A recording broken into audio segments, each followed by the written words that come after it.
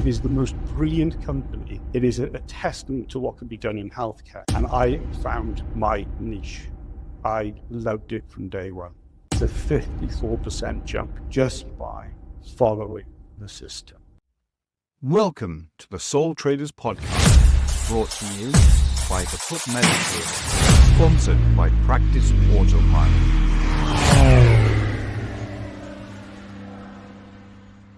Thank you, everybody.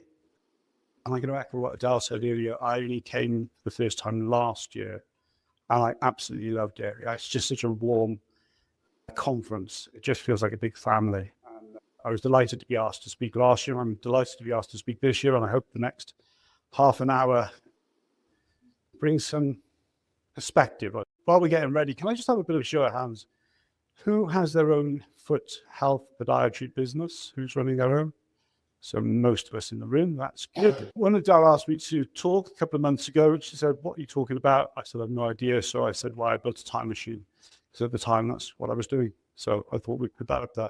Whether this is relevant now, I absolutely no idea. So, a bit strange, huh? I'm talking at a foot health conference, and I bought a Specsavers, but I want to tell you a personal tale. I want to tell you about, and this is going to make me a bit emotional. I want to talk to you about my mum. My mum brought me up on her own, and she worked hard. She was uneducated. She left school at 14, and she had me, and it was just the two of us. So she did everything that she could, as we all do. There's mums in this room, do everything for your children. So she got a job selling glasses out of cases to opticians who used to drive around the country as a rep, flogging glasses out of cases. And quite often, because I was an only child, I'd have to go with her.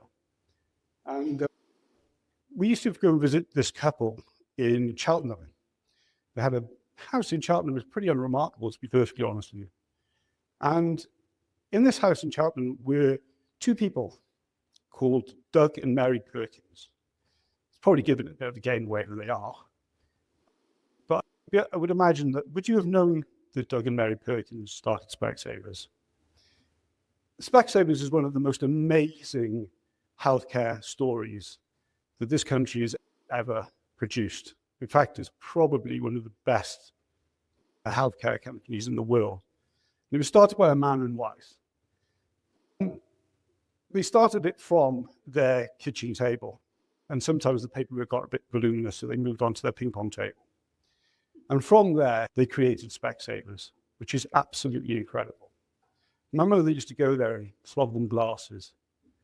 And that was in 1984. And in 1984, I was 10 years old. I know, I don't know. But it was quite an amazing time, the early 80s in optics, because prior to 1980, opticians weren't able to advertise. Opticians weren't able to really sell glasses as fashion accessories. They were purely medical appliances. You went to the opticians, it was where the old NHS glasses came from. You had a prescription, you wore NHS glasses. And these two people changed everything. But it wasn't easy. Now, we all think that some of these unicorn businesses just come out of nowhere and they just explode, but they didn't. They had to work damn hard and fight to produce the brand that we all know and love today. But they did very, very well, and they did very quickly. And by 1988, so only 4 years later, they'd gone from one store to 100. Now that's quite incredible, to move to 100 stores in 4 years. And how did they do it? They needed their opticians on board. So they reached out, what we all think is a franchise model, but it's not. It was a joint venture partnership. They reached out to other opticians and said, "Jump on board with us. We've got this brilliant product that we want to produce all over the country, in every city and beyond." And they must have been very good salespeople, because they got 100 people in 4 years. But my mum had done pretty well as well. By 1988, she'd actually opened her own optical practice, which is not bad for somebody who's 14 and uneducated. So there we were with one, and there they were with 100. So Specsavers has always been in my psyche. It's always been there. It's always been the one to watch. And I watched it. And even though they would be the company that would take bread off the table for any independent opticians like ourselves, I've always thought they were an amazing company. So I want to talk to you about how they did it. Because you all run a business and you've all got great ideas for your business, but I want to talk to you about how they did it. So going back to what I said, they built a brand, Specsavers. It sounds quite sleazy. If somebody came to me now and said, I want to open an optician's called a Specsavers, I think that sounds a bit cheap. Obviously, I would have been wrong. But they created a brand. There had never been a brand in opticians before. Nobody had ever seen a brand in optical. And then they produced services. They were happy to invest in services. So you go into any Specsavers opticians, not only could they do an eye test, they would have the latest equipment, cutting edge equipment. So you always had a thorough eye examination, and that still stands today. Marketing is probably the thing that they are known best for. Should have gone to Specsavers is one of the most iconic marketing slogans in the world. It's incredible, and their humorous adverts that you see time and time again are just a testament to their brilliance. Training. Now, Specsavers, they did get a bit too big for their boots at one stage and wanted to start opening their own universities, but they weren't allowed. So they thought, what can we do? So what they did is they equipped all the universities with all the equipment, with all Specsavers logos on it. And then they went a step further than that. And then they custom wrote all the software for all the opticians to use. And why did they do that? Because when all those people qualified, they were used to using their equipment and their software. They set them up to work in their stores. So moving forward, they offered a future. Because if you work in a Specsavers store, you can become a partner. So there's a future. So there's no reason to leave. So Specsavers, in their brilliance, their genius, have got you from cradle to grave. You qualify here, and then you exit there, and you're a Specsavers all the way through. It is the most brilliant company. It is the most outstanding company. It is a testament to what can be done in healthcare.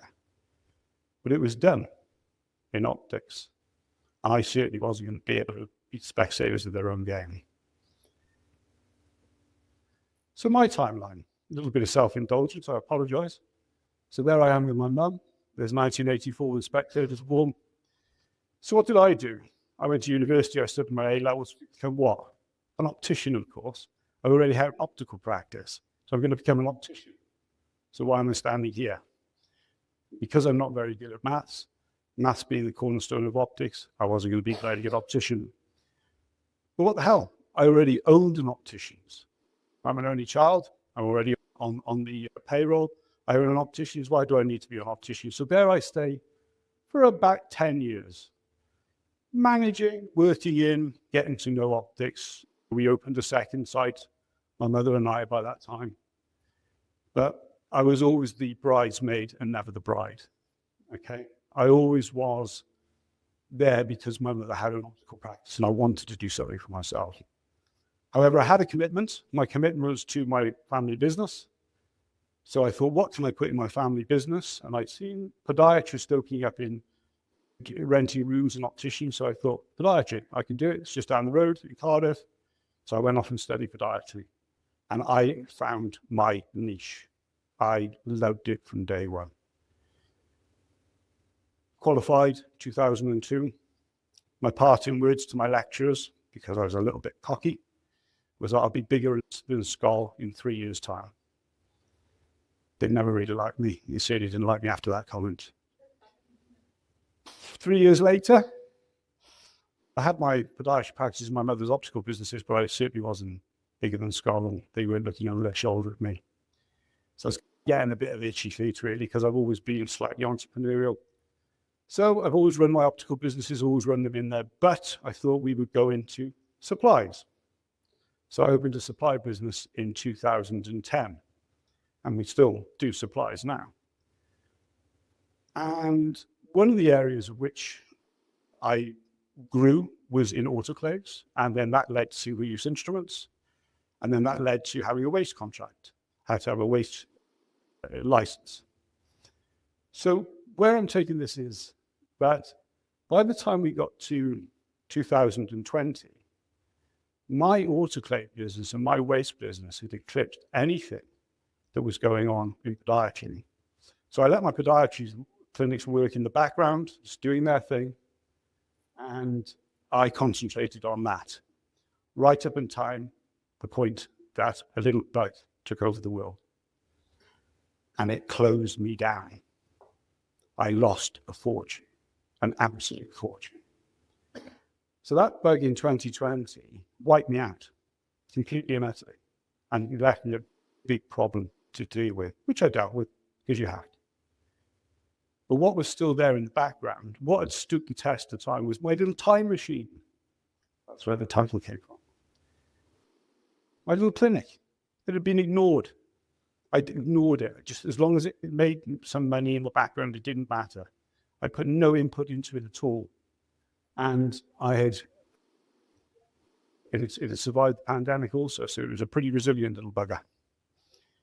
But sometimes things happen for fate. There was a chap who became one of my customers. I don't know when it was, so I put him somewhere between 2010 and 2020, and he would change my future. He's that bloke over there, and I owe him a lot.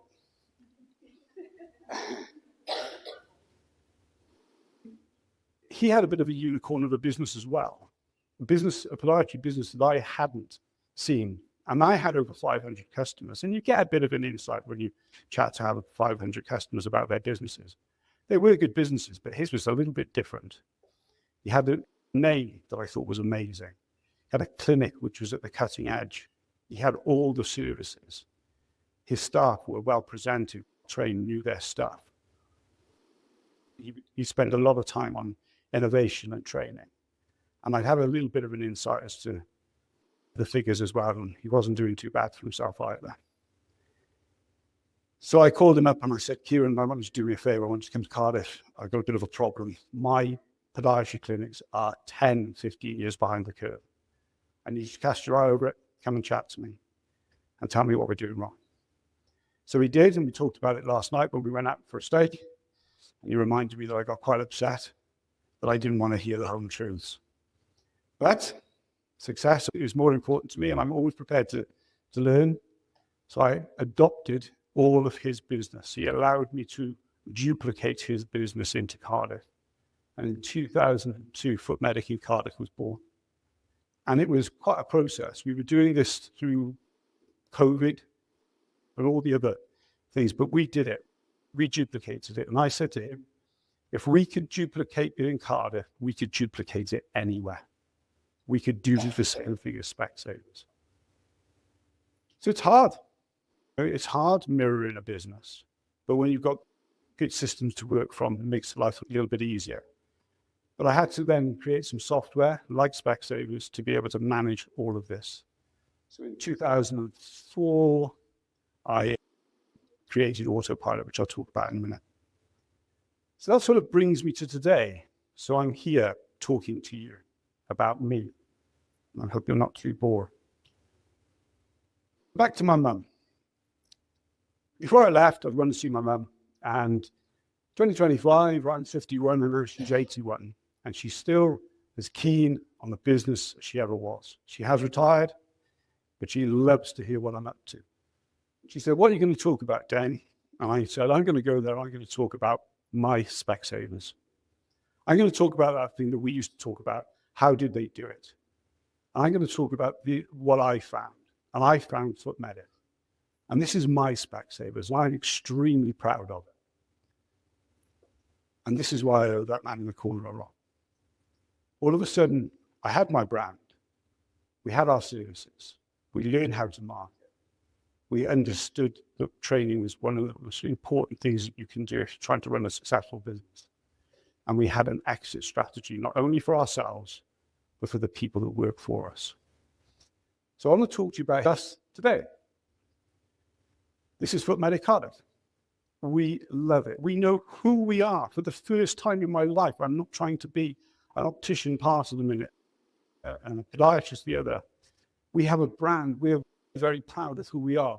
Everything about us is branded, and I'll come on to that in a minute. We absolutely love who we are, what we do, and we are very well recognized and respected in our community.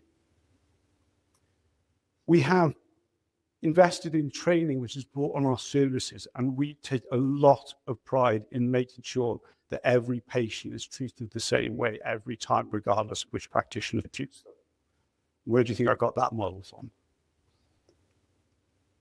Marketing. We've learned how to market. We listened to our patients and understood why they pick up the phone, why they come in, why they return. We've learned how to market. Training. Not only are we training in-house, we also do video presentations. We hold online training with our staff. We do small little conferences like this where we'll train our staff. So we put a lot of training in, and we do at least 4 training sessions a year. And future. We've now built the model which we can replicate throughout the country. And we've already replicated 5 throughout the country. And I'm very pleased with that, because now for the first time, we've got a national brand that is growing, where we can educate you and bring it through cradle to grave. But it's not been easy. And this is how we've done it, because you're going to want to know how you've done it. So systemization is key. Sorry to interrupt. I just want 45 seconds of your time to tell you why I had to create a time machine. Like most clinic owners, I spend my days working in my business, while my evenings and weekends are spent working on my business. This had to change, which is why I created Practice Autopilot. Practice Autopilot is an all-in-one practice management system that works 24/7 so you don't have to. It revolutionized my business, doubled my profitability, and most importantly, I've regained my life to do the things that I want to do, like hosting this podcast. Start your 14-day free trial at practiceautopilot.co.uk. It will completely change the way you run your business for the better. Thanks for listening. Now back to the podcast. So branding. We do everything through Autopilot. If you're interested in knowing about Autopilot, come and talk to us about it at the back. But Autopilot will run your business. It runs multiple of ours, and it's set up now that we could go to 100 stores throughout the country if we wanted to, and they would all be automated. So we have branding. We never, ever deviate from our branding. Our branding is one of the most important things. Red, white, blue, same color, same branding every single time. We never deviate from it. So we have branding boards. So no matter whether I'm standing outside my practice, whether we're at conferences, whether I'm treating patients, or whether I'm talking to all dealers in a nursing home, we're branded. We never deviate from it. They always knew it's Foot Medic. Training. Now, training, you can deliver training today and forget it tomorrow, and that's quite normal. And so that's true with our staff. So we'll deliver training both online, in person, and you notice that we video everything that we do now. And then it all gets put into our training hub in Autopilot. So if you have new members of staff, and we want them to be able to treat rheumatic or fungal infections, and as I said, every patient gets treated the same every time. It's that standardization that makes us unique in the marketplace. We put them through the training hub. The training doesn't change. It only ever gets updated if we find different techniques and better ways to do things. The marketing hub. I told you we learned to market. Now, marketing is difficult, okay? But we have a full marketing suite. And ultimately, our full marketing suite is designed to get patients to contact with our marketing, whether it's paid marketing, social marketing, offline marketing, whatever it might be, end up on our website or ringing our phones and getting booked into the right appointment. So this is why I visit Foot Medic, although it's questionable. And we're looking to the reasons why people come to see us. And I'll give you a little tip. This is my little throwaway on marketing. Easiest way to market to your patients, solve a problem. That's marketing. AI has been such a game changer for us in Foot Medic because we can automate almost anything. Anything that's a repeatable task, we automate it. And Autopilot is built on automations. So whether it's answering the phone, whether it's replying to emails, whether it's answering social media, all of those things that take you time and distract you, we can automate all these things. We never close. If you ring Foot Medic today, you will get an answer. It'll be Amy, but she'll answer you, and we'll get notified, and we'll get back to you. So we never ever close. Automations is a wonderful thing. And we analyze everything. Everything goes through data. We check the data and we rework it, and we look at what's working and we repeat what's working. And if it's not working, we change it. We're constantly looking at data all of the time. I always want to be real. Okay, it's all well and good somebody standing up here and say that they've got a national ambition and all the rest of it, but I want to show you real facts. So these are 3 screen grabs that I got from my Clinico, and I took it right up to the 31st of October.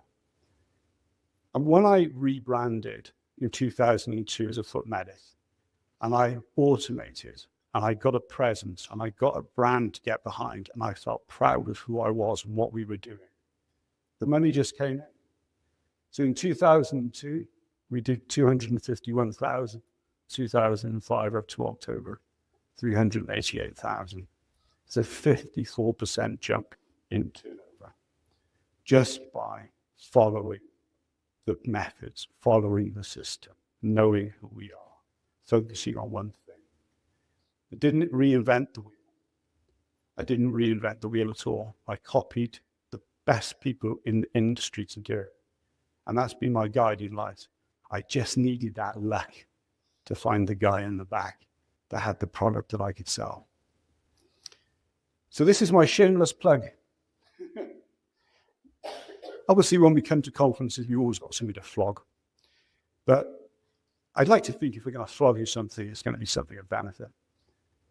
If you're interested in any podiatry clinics that are here, are interested in having a conversation about how you want to join the Foot Medic group, come over and speak to us. You can see what it's done to my business. We also have opportunities for FHPs as well. Come and talk to us.